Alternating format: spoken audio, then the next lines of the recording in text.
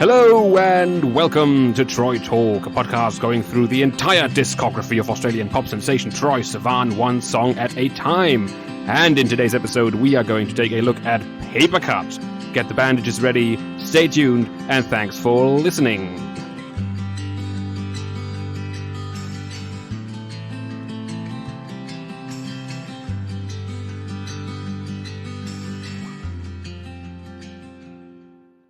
There we are, it's episode 2. I am sick, but I won't let that stop me because today I have an amazing guest for this episode of Troye Talk.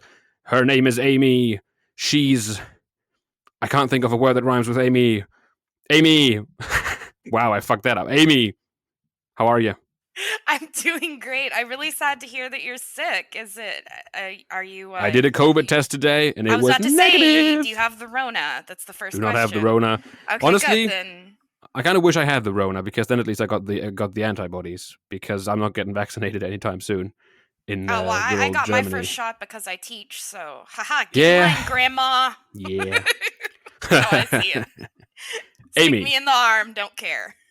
This is most people, or even everybody listening to this will not know that not only are you the first ever guest on Troye Talk, you were also the first ever guest on the other podcast that I do that has nothing to do with Troye Sivan, so we will not mention it here. I feel like you have a thing for me, Yogi. Yeah, I'm your first. Yeah, both just times. The universe just keeps. You never forget your first, Yogi. Yeah, but it's fitting because today's song "Papercut" is a collaboration between the German music artist Zedd and Australian pop sensation Troye Sivan. And I love Troye Sivan. You are a fan of Zedd, is that fair to say? Yes, I enjoy quite a few of their songs, and I'm a fan of EDM in general. So, yeah, not as much as hip hop. If we can go ahead and go into the plugs, I am a dork podcaster. So I do a lot of geeky stuff. Like Game of Thrones, His Dark Materials, Avatar: The Last Airbender. But I also randomly have a blog about Chinese hip hop because I am a PhD student of Chinese literature. So I translate the lyrics for all of you, and I write about them, and I write about the Chinese rap scene in general. It has been a year since I have written on it. I want to get back to it. But when you mentioned this, talking about music, I was like, I have to plug my Chinese, hip-hop blog. That's all I got. Those are my qualifications. So yeah, now that you plugged it, you have to do it again. Yeah, I know. Now that people actually... And I actually got an email from WordPress yesterday of someone liking a post. I'm like, people are actually reading this. I just don't know who they are. Because, I mean, it's... The fandom communities, the dork communities are very defined. But, right. But I don't... In English specifically, not in Chinese. Anything written in English, anything about Chinese rap in general, there's not really a fan base around it like there is in China. So I have no idea who these people are, but I hope they enjoy my takes on Chinese rap. Well, I mean, I'm sure there are some people out there who will appreciate your no doubt fascinating analysis. And but yeah, listeners, if you're a hip hop fan in general, I do write to a Western audience. I do not assume that you know anything about Chinese rap because most people don't. I sure don't. Unless they are Chinese rap fans. Very true. Well, yes, but my other stuff, all of my nerd stuff, you can search me at Amy Blackfire, AEMY Blackfire with a Y, and that's where you can find all of my geeky stuff. Oh yeah, we're gonna put that. We're gonna put that link down in the description. All the things in the description. Yes. So, but before we get started, before we get into the song Papercut, there's some corrections I need to make because my first episode was my first episode. Nobody's perfect. I did not research some things properly, and so no one pointed it out because no one listened to it. But I still feel compelled to properly acknowledge my failure. So, first of all, I talked about the song "For Them," which was a song that Troye sung when he was like 12 to raise money for homeless children, and I pointed out how cringy and terrible the lyrics are. And I said that in his defense, he wrote it when he was 14 or something. But it turns out he didn't write it at all. It was written by an adult, which does make it kind of embarrassing. It was written by a guy called Anthony Johnson. So Anthony Johnson, not a big fan of those lyrics, sorry to say. But it's not Troye's fault. And it kind of fits because today's lyrics also weren't written by Troye Sivan. And then the other thing, I said that Troye Sivan was part of the We Are the World 25 for the Haiti earthquake. And then I talked about how I don't like it when celebrities do stuff like that because they should just give people money. But in fact, he was not part of the We Are the World 25. He was only part of the YouTube version, which was a bunch of YouTubers doing like the same thing. But they were not celebrities, so it's fine. And then my last and perhaps most embarrassing mistake is that I said that I was 21 when I am in fact 22. So I don't know how I fucked that up, but I did. And there we are. Did you have a birthday recently or something? No, my birthday was like last year in September. It's just with the Rona going on. Yeah, time is relative. Yeah, it's meaningless right now. Well, congrats, I guess, on being 22. I don't enjoy your early 20s while they last. Hangovers are so much more tolerable than in your late 20s. In your late 20s, it really hits you hard. So you just enjoy yourself. I just miss getting drunk. I'm gonna do it again once the pandemic is over. Yeah, so that's that. And now that we've moved past my silly mistakes, we are going to move on to Troye Sivan's silly mistakes, because there are some, what I like to call Troye News. It's a new segment that I just made up, because between last episode and today's recording, there was some events in the Troye Sivan fandom, the fandom community that I myself have dubbed the Spuds, for reasons that you can listen to in episode 1. But you don't have to call it that, Amy, if you don't want to. And the first issue that we have was something that I and like 3 other people on Twitter that I follow have dubbed Nipplegate. And we have to address Nipplegate because it caused quite the stir on the timeline.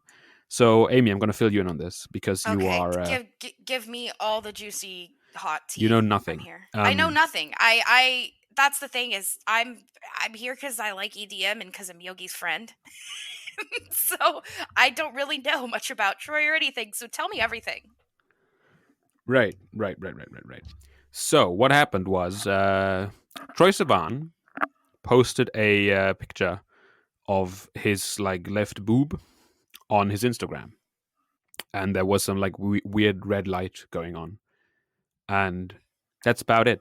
And people thought he was announcing some kind of new album or something, because of the lighting situation going on, and people said the lighting was similar to like the album art of some sort of album. So people were like, "Oh my god, are we getting new music videos? Are we getting new this? Are we getting new that?"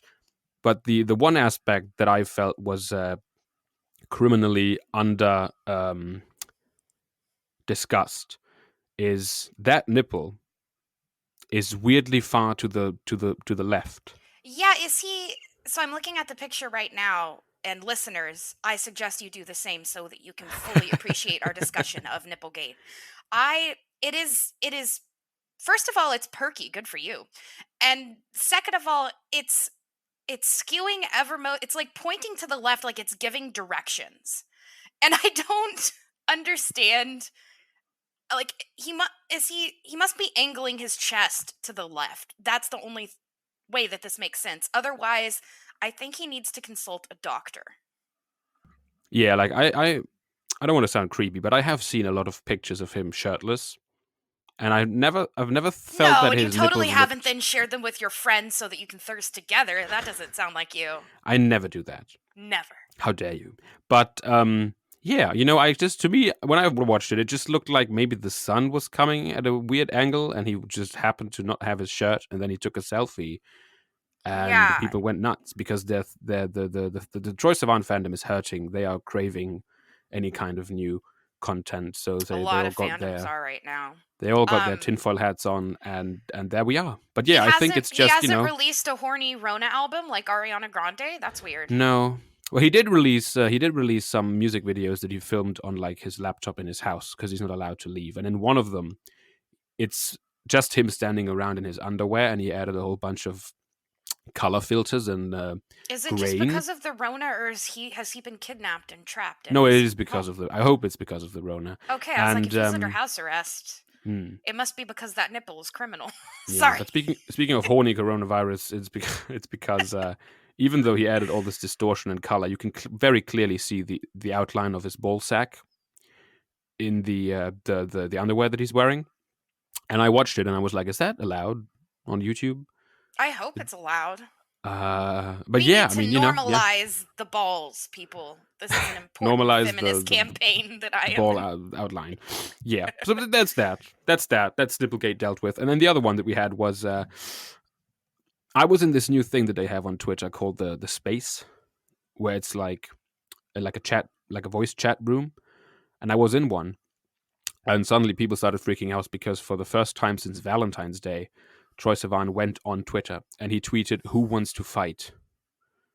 And everyone was like, "What do you mean?" And then people were like, "I'll fight you."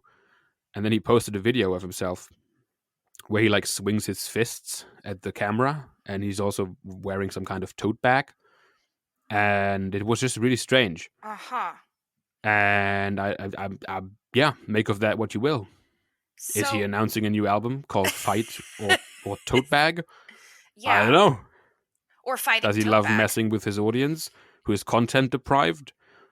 Probably. And you could always chalk it up to the Rona Loco, because there's SNL had a skit about going crazy during quarantine. So, yeah, he could have a little bit of that going on. SNL's on it with the topical humor, as always. Yeah. Well, I'm sorry, Troye fans, that you are in a dry spell, but fans of literally everything else are right there with you. Except maybe animation, because they are doing some voice acting and stuff from home, but everything is slower, so not great. Yeah. There's a good point you raise about animation. I hope the new season of Bob's Burgers is not going to be delayed. But I know that they're airing one right now, so that seems fine. Yeah, and of course, I'm obsessed with Asia, so I immediately thought anime. But yes, yes. One day I'm going to start all forms of it, and I know Blood of Zeus on Netflix just got cleared for a second season, and I think they've already started on it. I mean, that's one good thing about not having live action actors. I'm a big fan of animation. You know that, Yogi. I do. I am as well. Once I'm done going through the entire discography of Australian pop sensation Troye Sivan, I might start. Say the whole thing. Just can't get over it. I might start an animation podcast to talk about Bob's Burgers because I love it. But that's a whole different thing. Let's talk about the song of today's thing. And it was I had a bit of a thought whether to even include the song in the episode, because it wasn't written by Troye. He really only performed it, but that's enough for me. He sung it. I'm going to talk about it.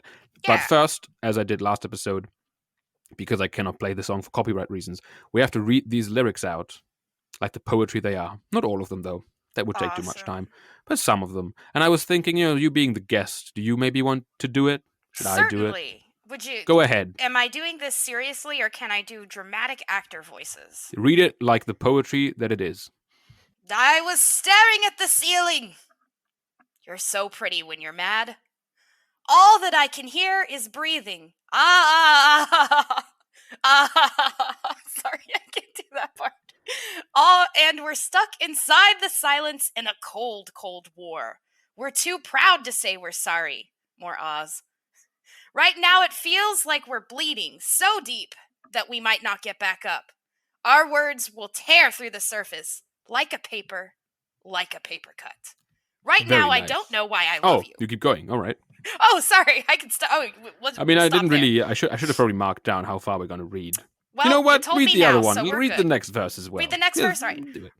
Right now, I don't know why I love you, but by the morning when we wake up, I'll reach for you and remember it was just a paper cut. I find refuge in a distance, even when we're breaking down. Can we pause it just for one kiss? I'm sorry. Okay, that's enough. That's enough. I can't do the part. Seriously, it sounds beautiful when he's singing it.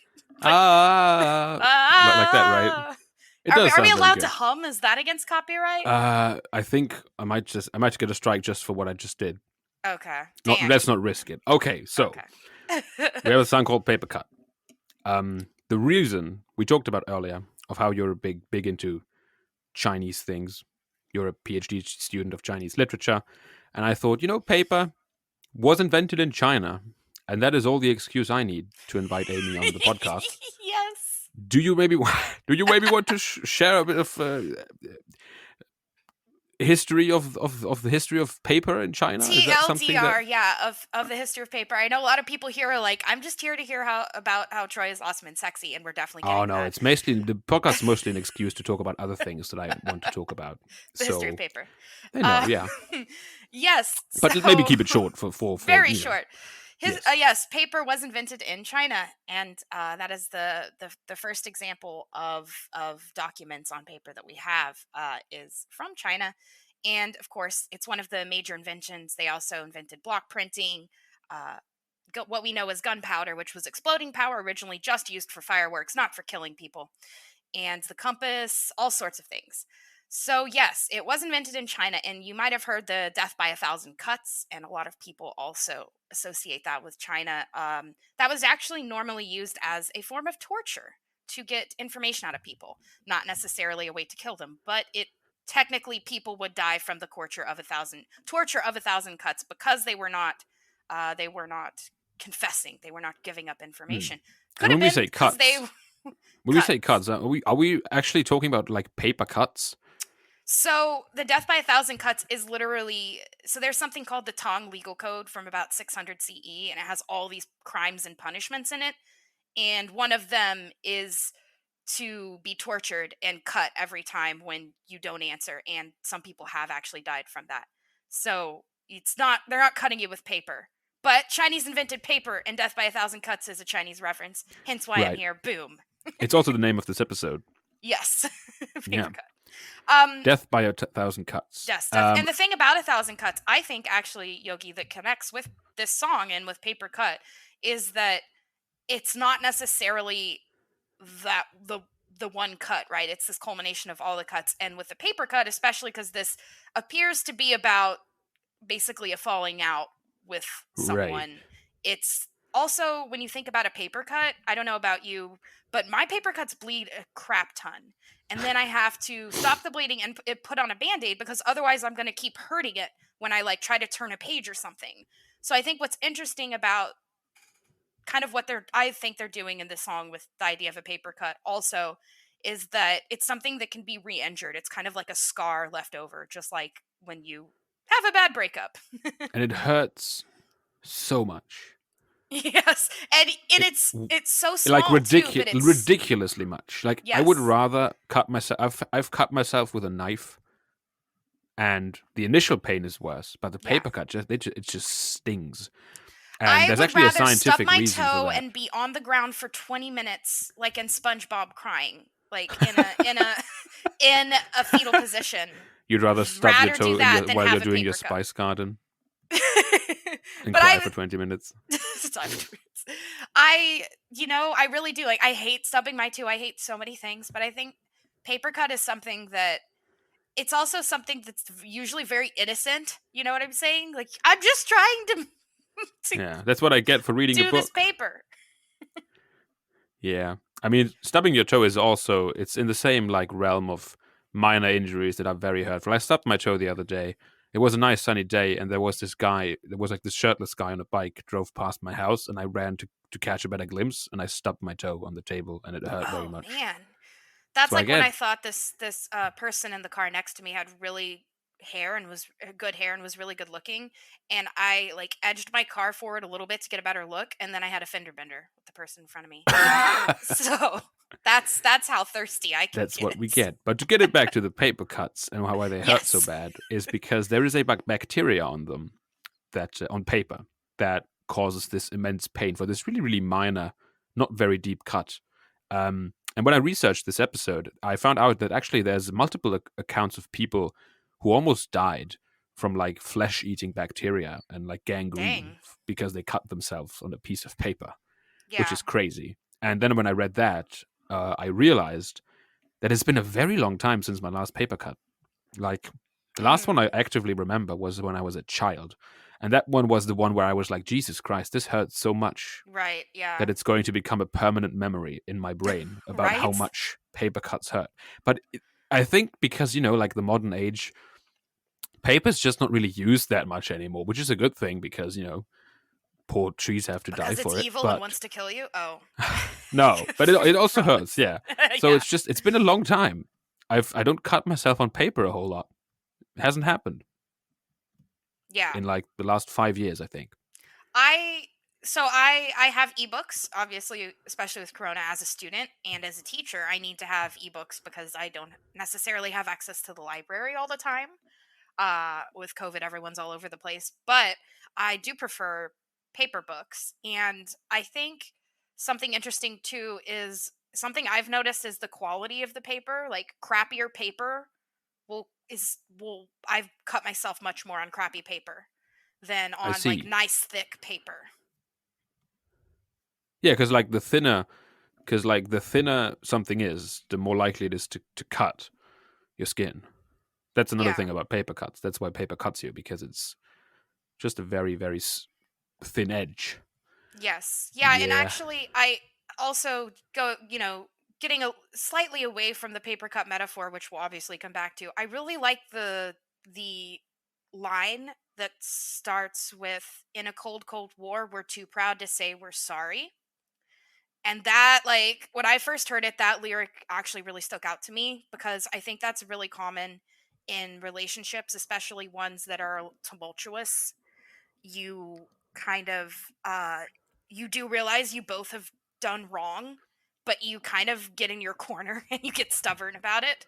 Yeah. And like my first serious relationship was a lot like that. So I think about eras for songs. So it could be when I listened to the song, what was my life like then, and that's like that's kind of snapshot of my life. But other times, the song will describe kind of a part of my life, and I think a lot of this is really resonating with my first real relationship, which was not healthy. I will I will say that right now and make Yeah. very clear.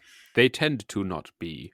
You And don't know what you're doing the first time, It's yeah, practice for a good relationship, unless you really get lucky the first time. that is very I know true. someone who is marrying their high school sweetheart. It does happen, but it is rare. That is cute. I have the very unique position that my first relationship is currently also my last relationship. I've only Oh, had the well, we got to one, fix that. I'm going to be, and I didn't get have lucky. you met Well, I Yogi? mean, during COVID, kind of set me back like 1.5 years Yeah. of no. But yeah, well, we'll get back. We'll get back into that song. Talk about all those great points that you raised, which were the only points that I wrote down. So thanks for that, Amy. That's what I'm Just here kidding. for, buddy. Yeah. So, but first of all, some little background. So we got Papercut, right? It's a song by a German DJ called Zedd, and that is the name chosen because it is how the way that English people pronounce the last letter in the alphabet. Oh, I didn't That's know that. literally That's the great. entire Yeah, they reason. say from A to Z. Yeah. A to Z, I and think that's it. a lot of people in India do as well because of British English. Yes, So because of colonialism. cool. And Wow, it's almost like I'm interested in talking about Orientalism and colonialism. yes, it is a song from Zedd's second studio album, True Colors, and in this album, Papercut represented the color white because it is about paper. Well, it's not really about paper, but paper is white. It's the color white. It's True Colors, and it features vocals of Australian pop sensation Troye Sivan, of course. Of And course. it was written by Zedd, Julia Michaels, Sam Martin, Lindy Robbins, Jason Evigan, and Austin Paul Floors. And it was produced by Zedd. And it was released as the third single on July 17th, 2015. I stole all those informations from the introductory paragraph on the Wikipedia page. Nice. Zedd You're allowed himself, to do that. My students are not. I am. Zedd himself, is Zedd a man? That's I a should have great looked question. that up. I think I looked that up. Let's go with they them, just to be so I don't have to make another correction next episode. We should be using that for everyone anyway, in my opinion. Very true. Because we all so be Zedd has said about this song, quote, "I thought Papercut would probably be my least favorite song on the album, I assume. Actually, because it's so long and it's not very catchy. It's unconventional and has this long dip in the middle, which to me makes which to me is like the movie moment where you close your eyes and see Inception or Interstellar. I love that kind of stuff, but I thought people wouldn't. Well, I don't like Inception or Interstellar, but I do like the song Papercut, and I do think it's catchy. It is long, though. It's 7 minutes long." Yeah. That's fascinating. I found it catchy maybe not necessarily the lyrics, but the piano starts out that then takes it into the electric instrumental, and it's that same. I don't want to get us copyrighted, but the way that the piano was playing, the tune, the melody of the piano in the beginning is then once about like 30-ish seconds in, it transfers to fully electronic, and it's that same melody but built with other instrumentals in the background. And that is what I call the sweet formula of music when it comes to EDM. You want a more classic instrumental in the beginning, and it builds, right? You add more elements onto it again and again, but you don't overwhelm. And that's what I liked about this song. A lot of EDM songs, they just come at you with all of the it's like they're at the soundboard and they're drunk and they're just kind of messing with all these sounds, Right. And it doesn't have a central heart. There needs to be a heart of the song. And in Papercut, it's I'm gonna do it really quietly. Over and over again. That is the heart of the song. Enough, they won't and it hear keeps us. Going. Everyone just be quiet. Right in the reviews that we're totally great with copyright and we're awesome and fun. And also, I really like the dip. Yeah, I like the dip in the middle. Hook, it's like the moment where really when catchy. You're clubbing, that's the one where everyone goes nuts. Yeah, that's where you're kind of making your way to your dance floor. You got your drink. You got to make sure that no one spilled alcohol on your dress. You know how it is, Yogi. And so you're preparing, and it's like, oh, pretty, piano, but it's about to get awesome in the club, which I haven't obviously been to in over a year. Yeah. Don't miss as much as I thought, actually, but do miss some things. I do. Anyway. I miss it more than I thought I would. That's funny because I think it's mostly because I used to go clubbing a lot about 3 years ago, and I think I burned myself out. Yeah. Especially back in 2016 and 2017, when that Closer song was so hot at the time. Chainsmokers with Halsey. I can never say her name. Halsey. Anyway, that's a great clubbing song. And this kind of reminds me of that as far as building up, and those both do Closer and Papercut both have that build up. And you're exactly right, Yogi. Whenever that beat drops, that is when people in the club are going to be like, oh my God, Troye Sivan! Yeah, that's what is it? Australia's pop sensation. Starts. I forget your tagline. Australian pop sensation Troye Sivan. Yeah, Australian pop sensation Troye Sivan. That's exactly what's going to be happening in the clubs. South Africa-born Australian pop sensation Troye Sivan. Oh, I didn't know that he was South African. He was born in South Africa, yeah. Was he raised there though? I think they moved when he was 4. Okay, it's still an interesting origin story though. Fun fact, I pointed this out on the last episode. That was only very, very shortly after apartheid had ended. I was about to say he's only 25. If he's I was about to say he's a couple of years younger than me, so I would think that that would have barely been outside of the range of apartheid. And as we know, today and in the 90s and early 2000s, it's even though apartheid is abolished, the kind of leftover institutions and inequalities are still there. But this is not the apartheid podcast. This is about about South African-born Australian pop that sensation. That sounds so depressing. The apartheid podcast. That sounds so depressing. Oh my God, yeah, definitely. Let's go back to talking about fun EDM sung by... I have another quote here in my script, and then I'm done with the script, which I did half-ass for this second episode because I'm kind of slumped with other things. And it's a quote by Troye talking about the song, and he said this thought-provoking thing. I just went into the studio one day and recorded the vocal and left. And that was it. You know what? Sometimes that's what it takes to create magic. Sometimes you gotta make a paycheck. And, you got... Look, I'm a hip-hop fan. You gotta make that paper. I'm here for it. Troye and Zedd never met. They never met making the song. Not once. Well, I mean, that is kind of the wave of the future. Yeah. It's not meeting people you work with or know in person. So they were doing Corona before Corona was seriously. They were. Oh, and actually, going a little bit back to white, this idea of white, Yogi, that kind of caught my attention because you think of many things. You think of purity, and it's actually technically the same in Eastern culture, particularly in China, Japan, and I believe also Korea.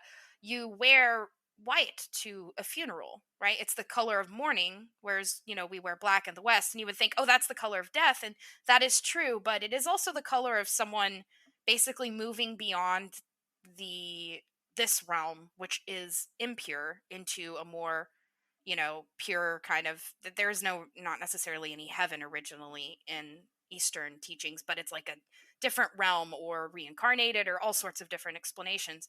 But this idea of white as kind of purity, and then for this song to be about hurt and about loss, and also I think about kind of going over the edge as well, right? Like it talks about we're bleeding, we might not be able to get back up, right? Stuck inside the silence. It's a very static meaning, these lyrics. It makes you feel like you're standing in place, and that's often what it feels like in a relationship that you're holding on to but is going nowhere. Yeah, it's that standoff. Like the song has that what's the word I'm looking for? Dichotomy, I guess, between on the one hand talking about like deep cuts, bleeding, and then on the other hand it's like, oh no, it was just a paper cut, we're fine. It's sort of like this idea of how you can have these intense fights, and then the next day it seems like it was just a little paper cut. But also I think, going back to what you said earlier, the death by 1,000 cuts can very much be a thing, because a lot of relationships don't necessarily end in that one relationship destroying super big argument, but it's all those tiny little cuts over many moons and years. Yes. And eventually you bled out, and that's it. Yeah, that's how it often happens. Like you see, I'm rewatching Degrassi, which is a Canadian high school TV drama, and often they'll show these breakups as these big blow-ups, and then they'll have a couple of breakups which I think are more realistic, where it's these tiny little things that build up, and finally there's something that, the straw that breaks the camel's back. But it's all of these little tiny paper cuts, right? All of these, and it also seems kind of, like you were saying, Yogi, a little dismissive, in that and I remember exactly how this feels. You would wake up the next morning and it could be a whole new world, even though last night you were screaming at each other. Yeah. Which I now, very different from my early 20s, I now know how to communicate in a mature way that does not include raising my voice. I have not yelled at a partner or anyone really for over 5 years, and it's cleansing. That does sound very sound like you've got your Zen together. Yeah, I've got my Zen going. I am Buddhist. Good. I'm not Zen Buddhist, but I am Buddhist, so that's, you gotta keep it keep it chill. Keep it right, keep it tight. Yeah, I think the more light version to read this song would be this idea that it's just about this experience of having a massive argument, and then the next day being like, it's just a paper cut. But then on the other hand, there is that other dimension to it where, as we said earlier, some people die from flesh-eating bacteria because they get paper cuts. Paper cuts are no laughing matter. Yeah. And this song shouldn't act like paper cuts are harmless. Yes. Don't say just a paper cut, unless you want to be eaten by bacteria. Yeah. Yeah, I think it's also, this is something that I think actually could be applied to trauma overall, which is kind of the downsizing of it, that the those who experience the trauma and those around them often do, where there's a very traumatic event and it hurts a lot, and it really affects you, and then over time your brain, because it wants to protect itself and you kind of want to move on, the trauma becomes to feel a little bit less and a little bit more like just a paper cut, right? So there's also this kind of coping mechanism, I think, that is integrated in this song. Yeah, definitely. And what we always try to do here on Troye Talk is we try to extract some meaning or lesson from this song that we can apply in our everyday gay lives. And this, obviously, the song being about relationships and these tiny little cuts. I think on the one hand, if you just go by the very surface meaning that it's just, you can have big fights sometimes, but then they turn out to be tiny little paper cuts, and that's it. Then there's not really much to be taken away from that. But if we're going in the direction where we say, yeah, we know, too many paper cuts and still not good. So it's this idea that in a relationship, maybe this pattern of we yell and yell and yell, and then it's all good the next morning, is not the most healthy way, even though to some extent it's normal, but there's a point. It has been normalized, especially in our culture, I think, too. That's something to mention, is that Yogi is mentioning how the people themselves kind of see it as normal. That doesn't come from everywhere. Society tells us, there's this idea in society that, like, oh, if you fight, it's because you're passionate and you care about that. And that's that. In my experience, that is bullcrap. That's not true. Now you should have disagreements. This does not mean, like, I disagree with my partner all the time, but we do not fight. There's a difference. Right. Maybe it's just a metaphor that doesn't work that well, because a paper cut is not laughing matter. It does hurt a lot. Yes. But yeah, I think the point that Zedd's trying to make is, I think, just it's a song about this experience. It's not necessarily a song about trying to make any kind of point or lesson. It's just an observation.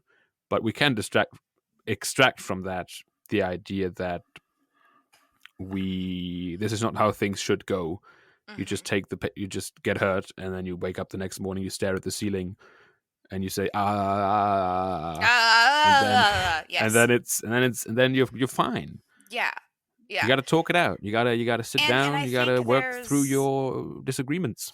And I think there was one too, something about, I'm scrolling through the lyrics, something about like keeping at a distance. Okay, I find refuge at a distance even when we're breaking down. That one hit hard. I don't know. Are you a Drake fan at all, Yogi? I am not. Okay, well, he has this song called Passion Fruit, and it's about a couple breaking up, but they're kind of holding on to each other anyway.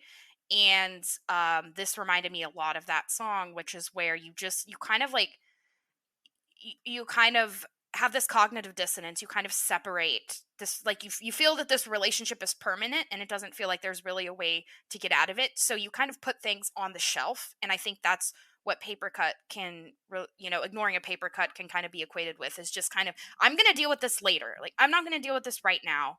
I remember being in a relationship like this. You're emotionally overwhelmed all the time. Your emotional energy level is always depleted. Very and so you true. just don't deal with the bigger questions of, should I even be in this relationship? Right? Yeah. And then the flesh-eating bacteria are going to get you. Yes, and then you do die. So yeah. That's or what if you've learned anything from this podcast. In the metaphor, I think what the flesh-eating bacteria is you breaking up. Yes. Or your relationship falling apart. Because it's, you can't just take paper cut after paper cut.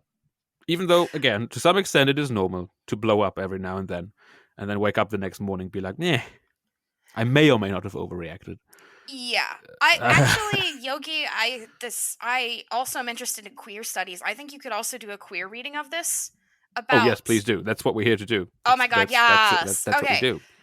So I'm just thinking about this kind of idea where these thoughts will come into your head that are queer. They are not straight. And you kind of, the next day, you can chalk it up to, for me, I'm bisexual. So for me, it's like, well, women are just pretty. We're just pretty. So I'm just thinking that woman's pretty, right? You kind of downplay it like you would with a paper cut, right?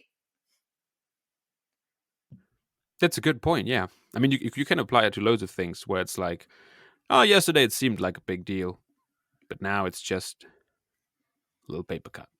It's not as deep as I thought, but it is. Yeah. Yeah. Very good point. Yeah, I actually think you could go way further than that, and especially people who are gay and not bisexual, I think, would also definitely be able to speak a little bit more onto this, because their desires, I hate to use the word normal, but I can be accepted by heterosexual society just because I technically am half of them. I'm half like them. Though it is easier for bisexual people to put those feelings on the shelf because they can always fall back into a heteronormative lifestyle. Yes, and especially easier with the parents. My mom fully understands what it means. I don't think my dad does fully understand that just because I might be with a man, that doesn't change things, right? Yeah. So I think it also, this kind of, this idea of the paper cut and all of that, I also kind of gives me a little bit of a feeling of being overwhelmed, right? It definitely sounds like what Troye is talking about is kind of having a lot going on emotionally to the point where, you are ignoring your own pain. And I think that is easily done in someone who is in the closet. Yes. Yeah. Yeah. It's just any kind of pain where, as you said earlier, where the brain after a while just goes, no, it's not a big deal. Yeah. It was just a little paper cut. Don't worry about it. Don't worry about the bacteria that are eating your flesh. You've really gleaned onto that. Now I'm afraid you're never going to touch paper again. Well, it did shock me, and I keep saying flesh-eating bacteria, but I don't know how do they work? What does that mean? They eat your flesh? Yeah, I'm not the right person to ask. I'm the language person and language and culture person. I'm not the science person. So you know what? I don't want to think about. This is now turned into a flesh-eating virus podcast. No, please, no, please. No, but I can tell you've lost sleep over this. No, yeah, but we've distilled, I think, the core meaning of this song and the core message. And we did reach the 40-minute mark, which, not that there is a mark, but last episode I didn't even make it to 20. So it's always great to have guests on. I'm very good at blabbing. It's kind of what I do. Very good, yeah. Do you have anything more you want to blab about? With this song? Yeah. That's kind of what we're here to talk about. Yeah, I was just making sure I didn't know you. Oh no, this is the last segment. Yeah, we're just gonna finish it up, and then you can go do important stuff again. What do you mean? Talking about South African-born Australian pop sensation Troye Sivan is my life. Nice. I think probably the line that really resonated with me to the point where it almost gave me PTSD for my first relationship was the part about right now I don't know why I love you. And I really I really kind of feel that where it's you have all these feelings and you have them all the time about this person, but there are moments where the awfulness is so awful that you can't remember, right? The negativity kind of outweighs the positivity. And that when that balance is too much, that's usually when fights happen or breakups happen. Yeah. Because every relationship has those moments where you have to sit down and ask yourself, why do I, what do I have in this relationship? And what do I feel about the other person? And sometimes having those thoughts is normal, though it is a bit of a warning sign. But if they're constant, if you keep coming back to it, especially if you're about to get engaged or get married or do move in, have a long-term anything, you're supposed to get cold feet a little bit and think about it. But if this is just a normal day and you're wondering about it, listeners, I'm not telling you to break up with your partner or partners if you're poly, but you have to realize that it should be. It's not supposed to be like 80% hard and 20% awesome. Love does take work, but it should not be a job, if that makes sense. Yeah. It shouldn't feel like work. Yes. I mean, it takes a lot of work, but it should be fun work. A labor of love, if you will. Yes, it's a good mixture. No relationship sustains itself just on love, because the brain doesn't really work that way. Usually, the initial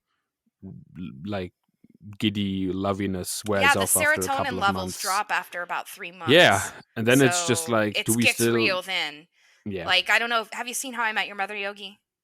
I have, yes. It's like the exits, right, that Barney has. Like at 3 months or 6 months, you're like on this highway of a relationship and you have certain exits and you can take them. Yeah.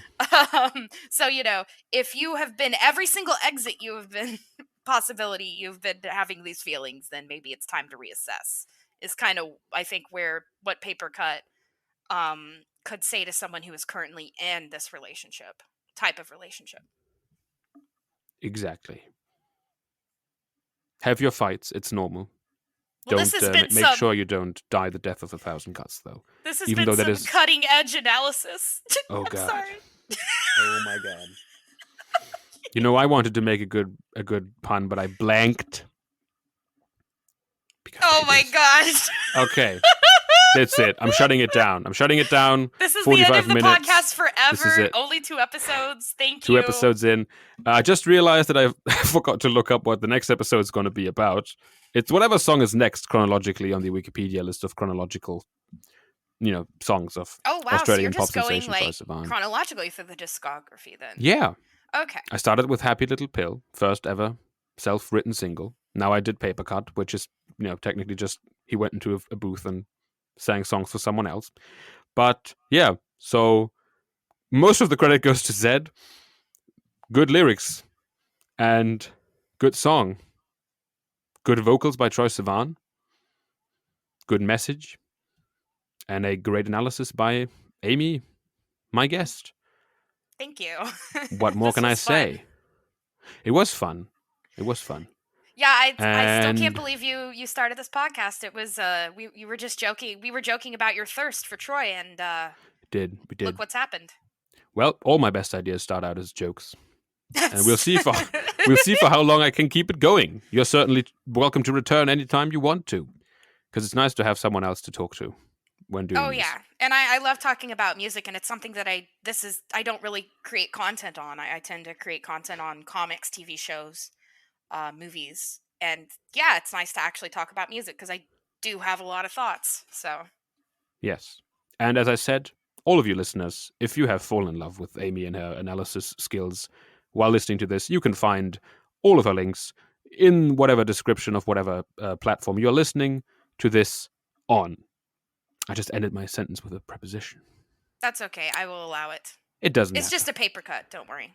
Ha ha ha ha ha ha ha. Well, thank you for doing a podcast with me. Thanks to everyone who's at home or wherever listening to it. Stay healthy during these Corona times. Stay beautiful. And I will see you for the next episode. Goodbye.